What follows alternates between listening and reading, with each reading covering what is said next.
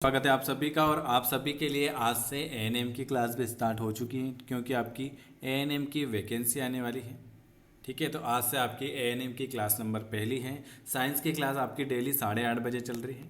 आज आपकी MP GK की क्लास रहेगी। ठीक है, जो भी नया है चैनल को सब्सक्राइब कर दीजिएगा, और जिनको भी एएनएम की क्लास में ज्वाइन होना है वो इस नंबर पर व्हाट्सअप कर दीजिएगा। 9753749986 पर आप मैसेज करके हमसे जुड़ जाइएगा कि सर हमें एएनएम के क्लास में ऐड होना है। ठीक है, चलिए आज हम करेंगे, ये देख लीजिए एएनएम की वैकेंसी आती है और इसमें आपका 50 नंबर का आता है आपका जीके, और 100 नंबर की आती है साइंस। तो 100 नंबर की साइंस तो आपकी डेली चल रही है, आज हम करेंगे 50 नंबर का जीके। और आज हमारा पहला चैप्टर है। ठीक है, ये सारे चैप्टर आएंगे जीके में।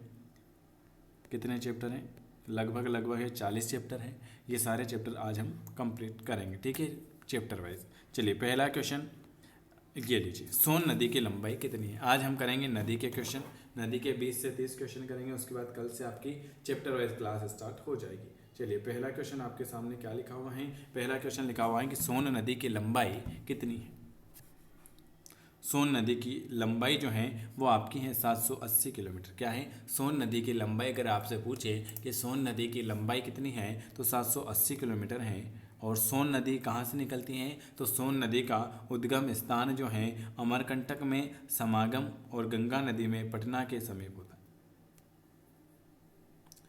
निकलती हैं अमरकंटक से, और कहाँ पर मिलती है? समागम कहाँ होता है? गंगा नदी में, पटना के समीप है। गंगा नदी कहाँ है? पटना के समीप।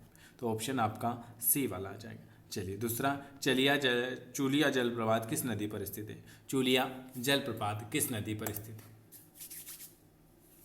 चूलिया जलप्रपात किस नदी पर स्थित है? तो चूलिया जलप्रपात जो है वो चंबल नदी पर स्थित है। कहाँ पर है? चूलिया जलप्रपात जो है आपकी चंबल नदी पर स्थित है। इसके बारे में देख लेते हैं। चूलिया जलप्रपात चंबल नदी पर भैंसरोड कोटा संभाग राजस्थान में स्थित है। मनधार जलप्रपात किस नदी पर है? मनधार जलप्रपात किस नदी पर है? बताइए। मंदार जो है वो है नर्मदा नदी पर, बड़हाल में स्थित है। कहाँ पर है? मंदार जो है नर्मदा नदी पर स्थित है। ऑप्शन डी वाला आ जाए। तवा बांध किस तवा बांध जो है वो किस नदी पर है? बताइए, तवा बांध जो है वो किस नदी पर? तवा किसकी सहायक नदी? आपके यहाँ से अगर आपसे पूछे कि तवा किसकी सहायक नदी है, तो आप तवा जो है नर्मदा की सहायक नदी है। ठीक है, तवा बांध किस नदी पर है? तो नर्मदा नदी पर। तवा बांध नर्मदा की सहायक नदी है तथा तवा नदी पर होशंगाबाद जिले में बनाया गया है। ठीक है, तो तवा बांध नर्मदा नदी पर बनाया गया। अगला क्वेश्चन है तवा बांध। तो आप सभी को पता है तवा बांध नर्मदा की सहायक तथा तवा नदी पर होशंगाबाद जिले में बनाया गया है। पूरा स्थल एरण किस नदी के किनारे है? पूरा स्थल एरण जो है वो किस नदी के किनारे है? पूरा स्थल एरण जो है वो कौन सी नदी के किनारे? एरण बीना नदी के किनारे। बीना नदी के किनारे।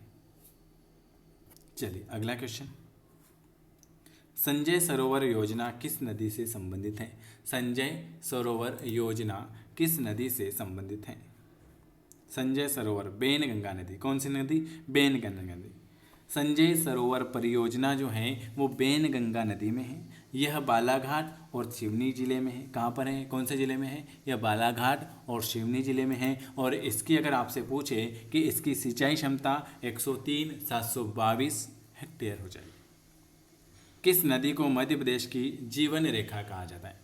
बताइए। नर्मदा, ताप्ती, किस नदी को मध्य प्रदेश की जीवन रेखा कहा जाता है? तो मध्य प्रदेश की सबसे बड़ी नदी कौन सी है? नर्मदा नदी। इसलिए इसे, और यह कृषि सिंचाई पेयजल की महत्व मध्य प्रदेश की जीवन रेखा है। मध्य प्रदेश की सबसे बड़ी नदी जो है वो नर्मदा नदी है, इसलिए इसे जीवन रेखा कहा जाता है। मध्य प्रदेश के पूर्वी क्षेत्र में बहने वाली नदी, मध्य प्रदेश के पूर्वी क्षेत्र में बहने वाली नदी जो उड़ीसा के पास बंगाल की खाड़ी में मिलती है। ये एएनएम में पूछा हुआ क्वेश्चन, ये लो 2016 में। मध्य प्रदेश के पूर्वी क्षेत्र में बहने वाली नदी जो ओडिशा के पास बंगाल की खाड़ी में मिलती हैं वो कौन सी हो जाएगी? महानदी। कौन सी हो जाएगी? महानदी हो जाएगी। महानदी। मध्य प्रदेश के पूर्वी क्षेत्र में बहने वाली महानदी ओडिशा के पास बंगाल की खाड़ी में गिरती हैं। इसकी लंबाई 858 किलोमीटर है और हीराकुंड बांध इस नदी पर बनाया गया है। अगर आपसे पूछ ले कि हीराकुंड बांध किस नदी पर बनाया गया है, तो हीराकुंड बांध महानदी पर बनाया गया है। जिस पहाड़ी पर शिप्रा नदी का उद्गम होता है वह कौन सी है? जिस पहाड़ी पर शिप्रा नदी का उद्गम होता है वह कौन सी है?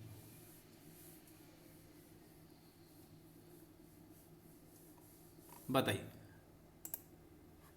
जिस पहाड़ी पर शिप्रा नदी का उद्गम होता है वो है काकर बदड़ी पहाड़ी, काकरी बड़ी पहाड़ी। शिप्रा नदी का उद्गम जो होता है इंदौर के काकरी बड्डी से होता है और यह चंबल में मिलती हैं और उज्जैन जो है शिप्रा नदी के किनारे स्थित है। उज्जैन कहाँ स्थित है? उज्जैन जो है आपकी शिप्रा नदी के किनारे। इसकी लंबाई 195 किलोमीटर। तो आपसे पूछा है जिस पहाड़ी पर शिप्रा नदी का उद्गम होता है वह है उद्गम काकरी बदड़ी पहाड़ी। और उज्जैन कहाँ है ये आप सभी को बताएं कि उज्जैन जो है वो शिप्रा नदी के किनारे स्थित। अगला क्वेश्चन, सरस्वती और खान किसकी सहायक नदी है? सरस्वती और खान किसकी सहायक नदी है? बताइए। ये भी एएनएम में पूछा हुआ है। शिप्रा की सहायक नदी है सरस्वती और खान। सरस्वती और खान जो हैं वो शिप्रा की सहायक नदी। चलिए, केवई नदी किस नदी में मिलती है? केवई नदी जो है वो किस नदी में मिलती है? केवई नदी किस नदी में मिलती है?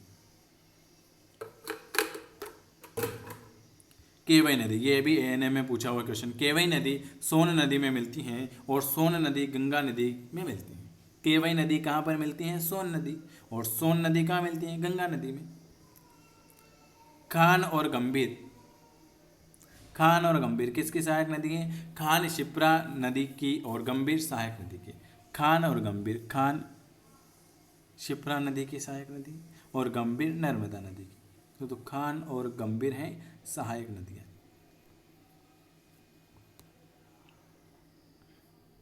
केवई और जोहिला नदियों में क्या समानता है? केवई और जोहिला नदियों में क्या समानता?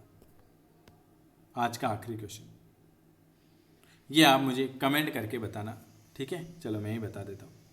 केवई और जोहिला नदी का स्थल का मेकाल पड़ना है। मेकाल पहाड़ी, मेकाल पहाड़ी दोनों, केवई और जोहिला दोनों का उद्गम जो होता है मेकाल पहाड़ी पर होता है। ये आज मैंने आपको 20 क्वेश्चन करवाए हैं। अगर आपको वीडियो पसंद आता है तो आपको लाइक करना है, चैनल को सब्सक्राइब करना है और अगर हमसे जुड़ना चाहते हैं तो आप इस नंबर पर व्हाट्सअप करके जुड़ सकते हो 9753749986।